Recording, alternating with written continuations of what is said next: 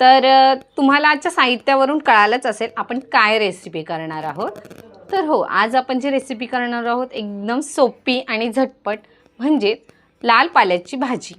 तर सर्वात प्रथम मी इथे ही घेतलेली आहे लाल पाल्याची भाजी, जी की व्यवस्थित धुवून मी बारीक चिरून घेतलेली आहे ही भाजी।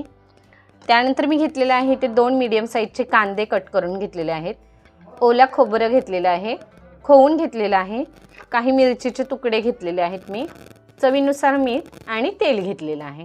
तर आता आपण सुरुवात करूया आपल्या रेसिपीला।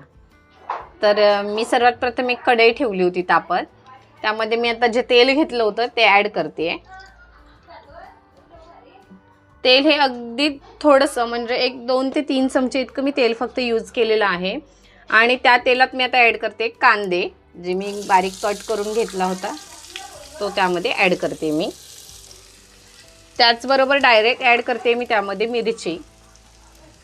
आणि लाल भाजी आपण करतोय तर कांदा आपल्याला जास्त भाजून घेत बसायचा नाही आहे, थोडा थोडा त्याची जी चव असते कच्च्या पाण्याची ती त्या भाजीमध्ये लागली पाहिजे। तर त्या पद्धतीने आपल्याला ती भाजी बनवायची असते। थोडासा जरी कांद्याला गरम पाणी जरी आला तरी ती भाजी खायला त्या कांद्याच्या चवीसहित खूप छान लागते। तर आता मी यामध्ये ॲड करते भाजी। तुम्ही बघू शकताय मी कुठेही व्हिडिओसुद्धा स्किप केलेला नाही आहे किंवा मी कुठे चालू बंदसुद्धा केलेला नाही, मी कंटिन्युअसली करते।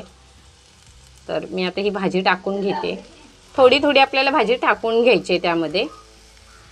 जर तुमच्याकडे कढई मोठी असेल तर तुम्ही डायरेक्ट एकदम जरी ॲड केला तरीही चालते, कारण जेवढी भाजी असते त्याच्या तिप्पट पटीने ती भाजी कमी होते।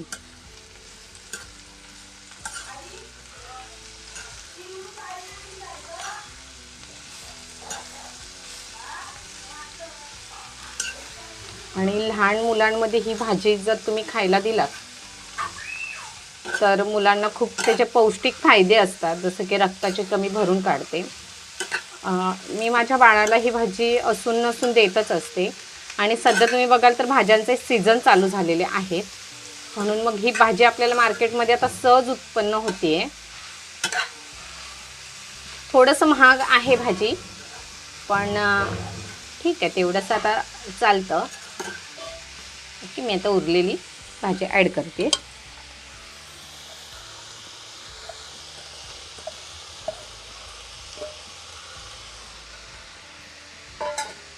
त्याचबरोबर ॲड करते मी मीठ।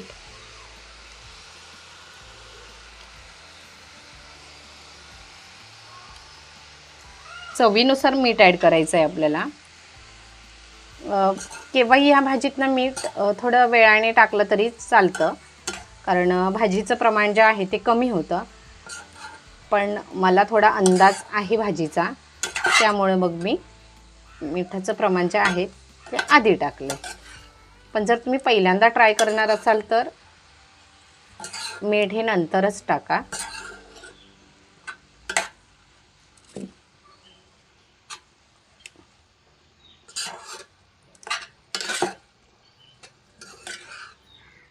थोडंसं आता आपल्याला शिजून द्यायचं आहे, कारण त्याला पाणी सुटतं, तर ते पाणी थोडंसं आपल्याला आटवायचं।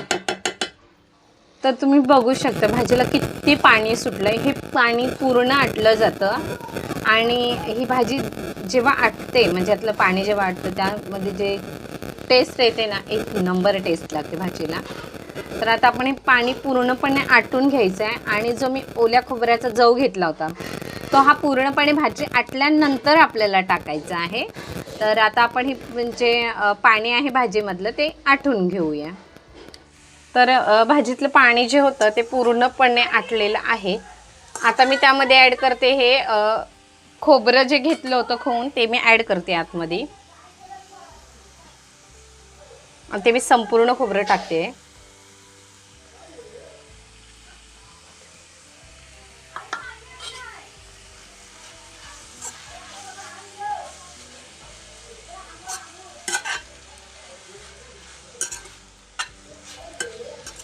तर बघू शकता किती सुंदर वाटते ना भाजी आपली। तर आता मी ह्या स्टेजला ही भाजी उतरवून घेते. आपली भाजी तयार आहे बनवून. तर बघू शकताय मंडळी, आपली जी लाल पाल्याची भाजी होती ती बनवून तयार आहे.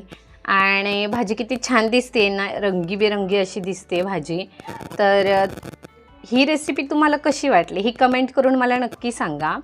आणि अजूनही जर तुम्ही आमच्या चॅनलला सबस्क्राईब केलं नसेल तर चॅनलला सबस्क्राईब करा. आपल्या मित्रपरिवारांसोबत नक्की शेअर करा. आणि हो, बाजूच्या बेल आयकॉनला नक्की क्लिक करा, जेणेकरून तुम्हाला चुलीवरील नवनवीन रेसिपींचे व्हिडिओ बघता येतील. धन्यवाद.